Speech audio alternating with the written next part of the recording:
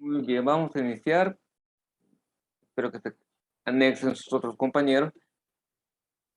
La tarea del día de hoy es acerca de qué fue el holocausto judío. Y en el video que les subí la semana pasada, explican acerca del holocausto. Nada más retomar algunos puntitos para ya entrar al siguiente tema, que va a ser sobre la Guerra Fría.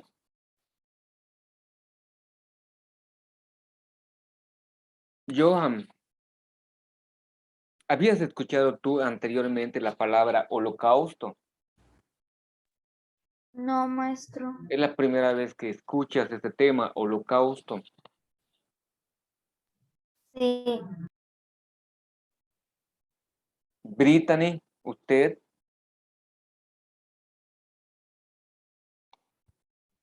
No, nunca la había escuchado. nunca la había escuchado. Dulce,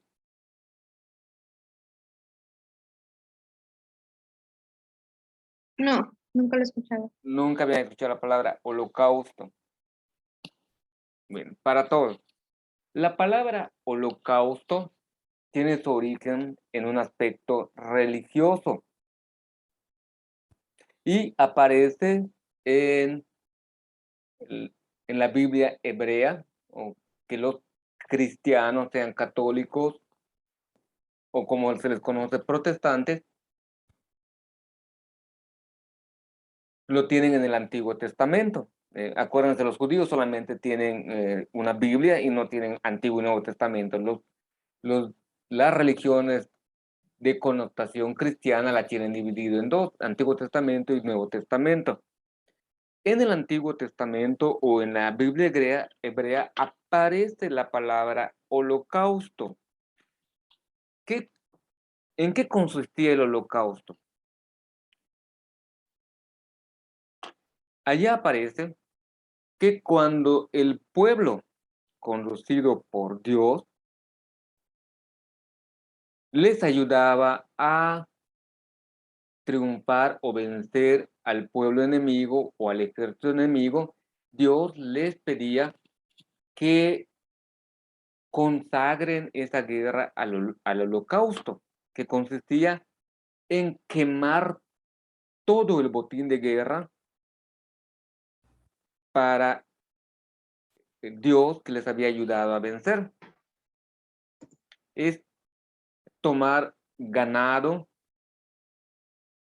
esclavos, eh, piezas de oro o plata o cualquier otra riqueza que existiese en el botín de guerra, era dedicarlo prácticamente juntarlo todo y prenderlo en una pira para que se consumiera todo en honor a Dios. Si ustedes ven, muchas religiones tienen algo similar, el quemar veladoras, el quemar incienso, el quemar alguna ofrenda para ofrecérselo a Dios, porque ahí existe la idea que al quemar el producto se vaya elevando el humo hacia la presencia de Dios. De ahí viene, o de ahí tiene origen la palabra holocausto. Y el holocausto judío se entiende como el exterminio total del pueblo judío que cayeron en manos de los nazis. Existen muchas fotografías del holocausto muy desgarradoras, donde ves cuerpos de los judíos ya asesinados, sea en la cámara de gas o ejecución, los apilaban o los amontonaban y algunos de ellos fueron cremados y cuando la situación ya no daba para más porque ya no tenían recursos los alemanes para cremar o quemar los cuerpos de los asesinados, los enterraban, hacían mega eh, tumbas o fosas comunes, como les conocen técnicamente, fosas comunes, hacían huecos muy grandes y ahí tiraban los cuerpos, después encima le tiraban la tierra para que no sean focos de infección o contaminación.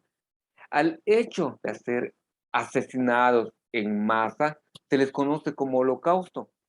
o holocausto judío, que es la tarea que deben entregar hoy, describir cómo los judíos fueron objeto de exterminio por parte de los nazis. Y como vimos este pequeño videíto, que no, el audio no funciona adecuadamente en el salón de clases, pero explicaban la conmemoración del holocausto judío, que es una fecha que no debemos olvidar nosotros los que vivimos en este momento, que no se vuelva a repetir. Y les comentaba que esta situación,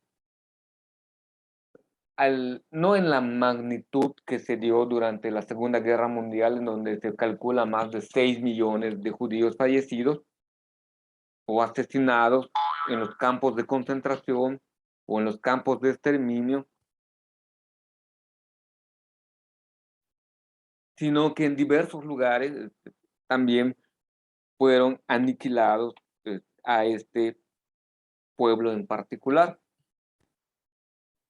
Ante esta situación, cuando se crea el organismo previo a las Naciones Unidas, como un acto de compensación, crean el Estado israelita para compensar los horrores que les tocó vivir al pueblo judío. Muchos sabían.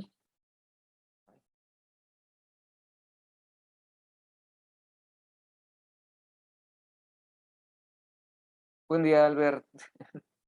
Muchos sabían sobre esa situación, pero poco se podría hacer para salvar. En diferentes documentos se habla de personas que colaboraron para evitar el exterminio en toda la Europa que entró en guerra. Los nazis identificaban a los semitas o judíos y se los llevaban a esos campos, primero de concentración, y cuando ya estaba casi finalizando la guerra se dedicaron a exterminarlos para no dejar evidencia de las atrocidades que habían cometido, que es muy triste. Conforme vaya avanzando el programa en este último trimestre que tenemos, veremos que se dieron otras situaciones muy similares donde el odio humano y la saña me refiero al grado de violencia que un hombre realiza contra otro hombre o un ser humano realiza contra ser humano, es inimaginable y es algo que nos debemos de olvidar. En tu libreta, por favor, vamos a empezar con el tema de la Guerra Fría. Cuando escuches la palabra Guerra Fría, Diego, ¿qué es lo que se te viene en mente? ¿Qué es lo primero que se te viene en mente?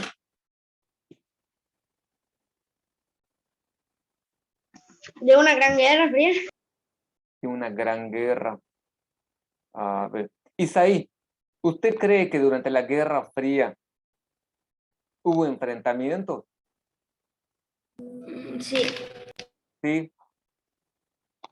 ¿Alguno de ustedes sabe quiénes eran los países que estaban enfrentados durante la Guerra Fría? ¿Cómo se llaman esos países?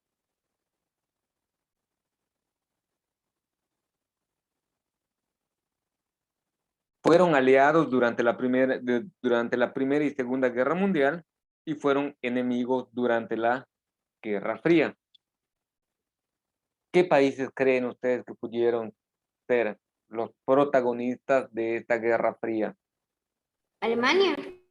Uy, los pobres alemanes ya estaban, ellos sufrieron las consecuencias de la Guerra Fría, los dividieron en dos.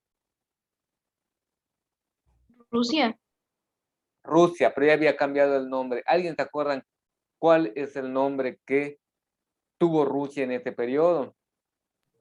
Unión Soviética. Unión Soviética. Perfecto, muy bien, Johan. Unión de Repúblicas Socialistas Soviéticas, soviéticos o Unión Soviética, era el nombre que tenía. ¿Y el otro país? Inglaterra. Inglaterra. ¿Creen que los ingleses eran capaces de hacerle frente a los poderosos soviéticos. Tal vez.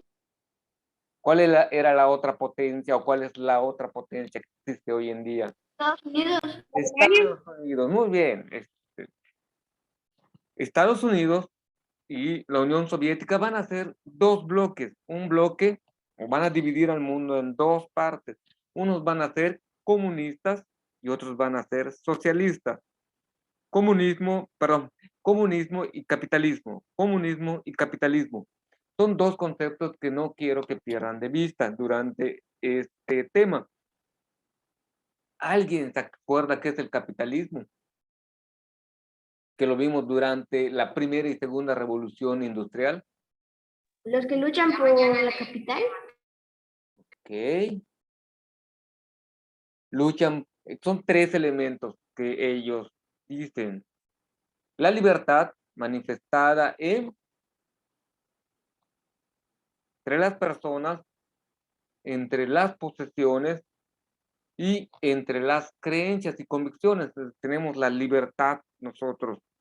Somos en vista que pertenecemos a un sistema capitalista, sobre todo la cuestión del libre mercado va a ser la pauta principal que marca a esta ideología, la ideología del libre mercado. Y en el caso del socialismo, comunismo,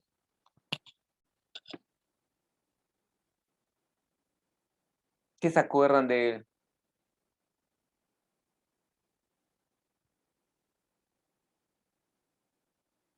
Era como algo de que todo era de para todos o así. ¿Quién era el más importante? ¿El individuo o el pueblo? El pueblo. El pueblo, muy bien. En el capitalismo, la persona, la individualidad, mi libertad individual es lo que importa, mi capacidad para crear riqueza es lo que importa. Y creando mi riqueza, puedo apoyar a los demás o puedo crear bienestar alrededor mío, pero como persona individual. En el caso del comunismo, socialismo, no. Lo que importa es el Estado y los que están gobernando van a decidir qué es lo que se va a hacer. Es solamente una introducción a lo que es la Guerra Fría. Vamos a verlo por medio de las diapositivas.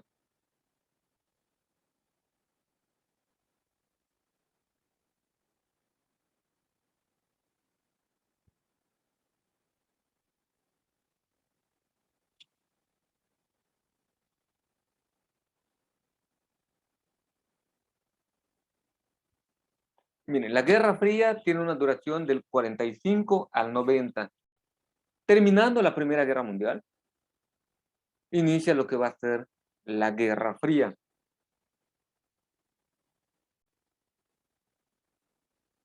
Este cuadro lo vamos a retomar más adelante. Esto sí, el mundo dividido. Podemos ver aquí la bandera de los Estados Unidos, que el tío Stan, que representa la visión capitalista, y del otro lado tenemos a los bolcheviques, así se le llama la revolución de los bolcheviques, da como resultado a la creación de la Unión de Repúblicas Socialistas Soviéticas. Al finalizar la Segunda Guerra Mundial, la alianza entre Estados Unidos y la Unión de Repúblicas Socialistas Soviéticas se desvaneció, desapareció por conflicto de intereses y por conflicto de ideología. Ambos países se transformaron en enemigos, dejando claras sus diferencias ideológicas. Estados Unidos defendía el capitalismo y Rusia luchaba por expandir, ocupar mayores espacios el modelo socialista.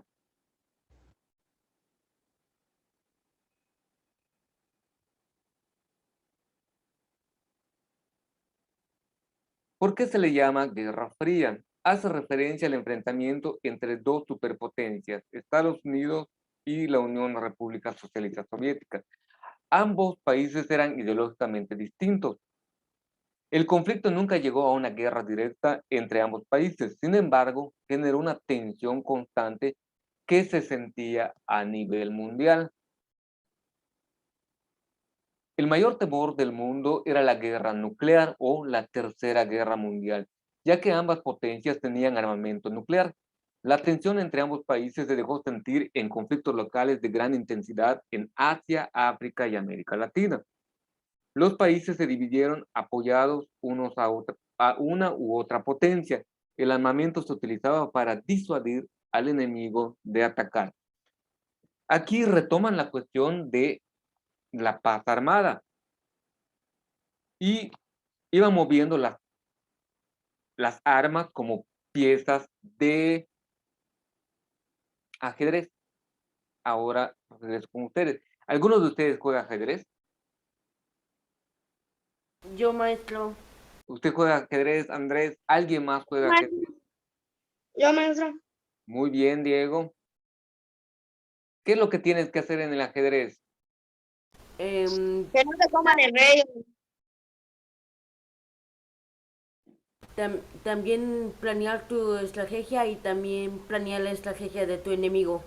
Muy bien. Perfecto, Andrés. Esa cuestión de la estrategia es qué piezas vas a poner y dónde lo vas a poner para que el otro te tenga temor y no de un paso en falso para que le captures. Puedes perder peones, pero perder un alfil, perder una torre o un caballo te va a traer consecuencias muy graves dentro del juego de ajedrez. En el mapa mundial, que vamos a ver más adelante, van posesionando su armamento nuclear. Estados Unidos lleva su armamento en Asia. Acuérdense que tiene las islas de Hawái y de Midway, que está a mitad del Océano Pacífico. Y cada vez, como ellos fueron los tutores o los encargados de levantar la economía japonesa, también estaban o tenían ejércitos en Japón. Así que estaban bien posicionados en Oriente. En la parte europea tenían pactos con Inglaterra, con Francia, y querían tener territorios también en Alemania, no en Alemania, pero sí en Alemania, sí, y en Italia. Ahí van poniendo sus bombas nucleares para hacer que el enemigo se vaya, tenga temor de querer atacar. Y sí estaban apuntados unos a otros, pero nunca llegaron a activar el botón que unos decían que oprimiendo este botón se iban a disparar esos armamentos nucleares con consecuencias graves. Los rusos, por su parte, o los soviéticos, por su parte, en América se posesionan frente a los Estados Unidos en la isla de Cuba y van ganando territorios en Corea, Vietnam, y en África se van posesionando de Camerún, Kenia y otros países africanos. Estoy tratando de recordar de dónde es mi amiga africana. Angola, de Angola. Allí van teniendo posiciones estratégicas para que el mundo, ya dividido en dos, entre capitalistas y socialistas, se mantenga en un estado que se llama de tensión. Sí saben qué es la tensión, ¿verdad? Gráficamente. Ven, esta es un cable. La tensión es que jales por ambos lados, fuertemente.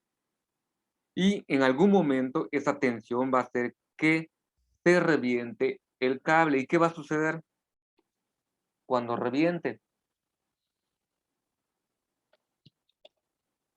¿Qué creen que pasen, alumnos? Se va a romper el cable. Ajá, pero ¿qué pasa al romperse el cable? Ya no sirve. Y si lo pasamos a situación de guerra entre la Unión Soviética y Estados Unidos, están jalando. El romperse el cable, ¿qué significa?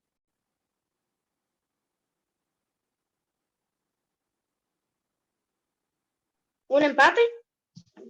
Empezaría la guerra. Ajá. Que alguien ha activado una primera bomba.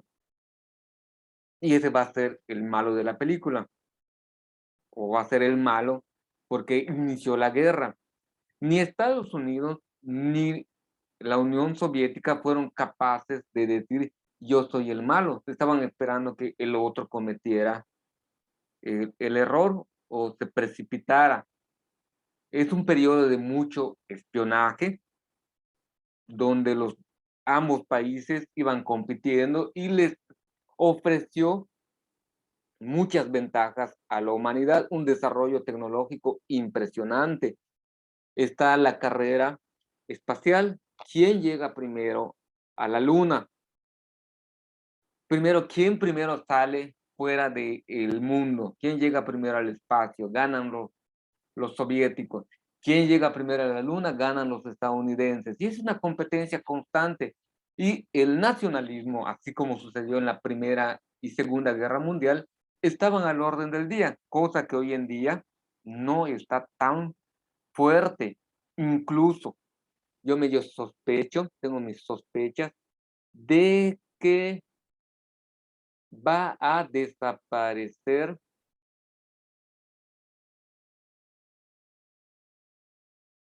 las Olimpiadas. Tengo la ligera sospecha que las Olimpiadas, en donde las naciones compiten unos con otros para saber quién es el más rápido del mundo, quién es el más fuerte del mundo, quién nada más veloz, y van sacando como al deportista más mejor en cada una de las disciplinas y que representan a un país en particular. Ahora, les pregunto a ustedes, Joshua, ¿en qué le beneficia a usted que México gane una medalla de oro? ¿Nos trae algún beneficio? Bueno, la verdad no sé. México haya ganado la medalla de oro en Londres, creo que fue 2012. ¿En qué benefició a México? Preguntarle a Erika. ¿Qué beneficio le trajo a México haber ganado la medalla de oro en fútbol? Erika, Mande, maestra. ¿qué beneficio le trae a México haber ganado la medalla de oro en fútbol?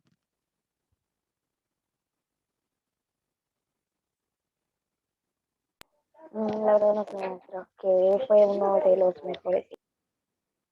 ¿Okay? ¿Algunas de ustedes o algunos de ustedes me pudiese mencionar quiénes son los que realmente se benefician?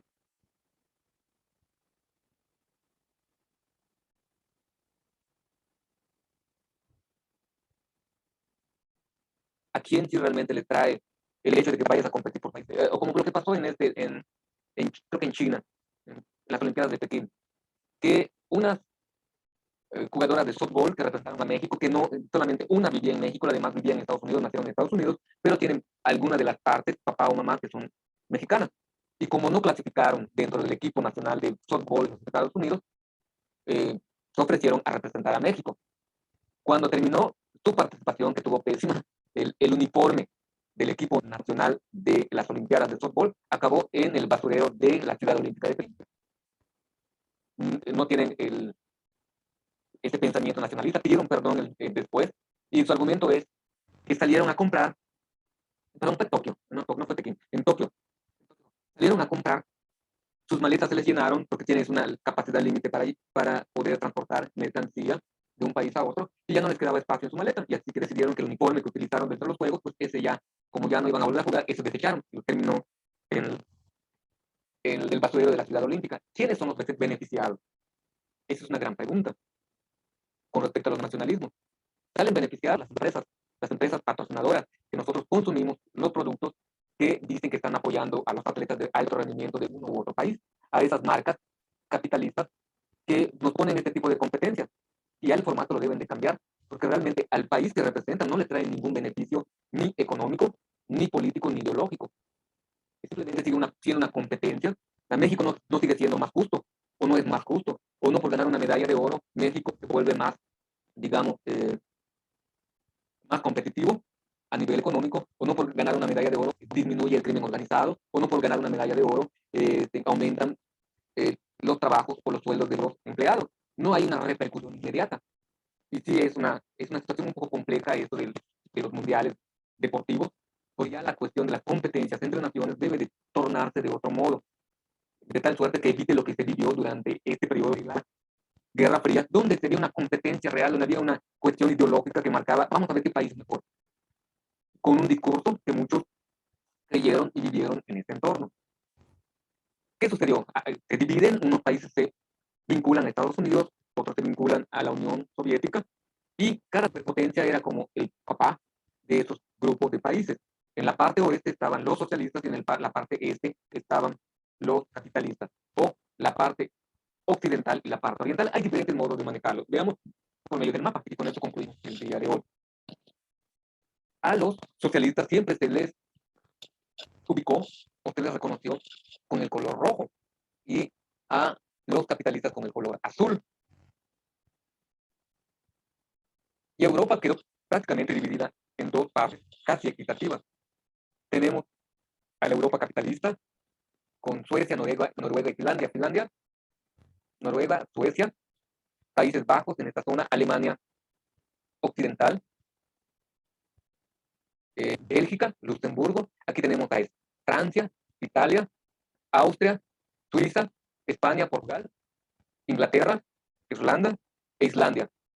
Todo ese bloque era un bloque capitalista. Posteriormente, los rusos logran vencer esta zona o hacerse de esta zona que es Grecia y la zona de Turquía, que es reconocido como una zona europea. Aquí Yugoslavia, Rumania, Albania, Checoslovaquia, Hungría, Polonia, Alemania Oriental y la Unión de Repúblicas Socialistas Soviéticas formaban parte del bloque comunista o socialista. Y si vemos un mapa mundial, te los presento en otra ocasión, el mundo prácticamente estaba dividido entre capitalistas y socialistas. Habían muy pocos países que eran los no alineados, ni eran capitalistas ni eran socialistas. Pero el problema era que realizaban una especie de acoso. ¿En qué sentido? De que si el país era vecino de, presionaban para que perteneciera a un bloque y amenazaban con invadir.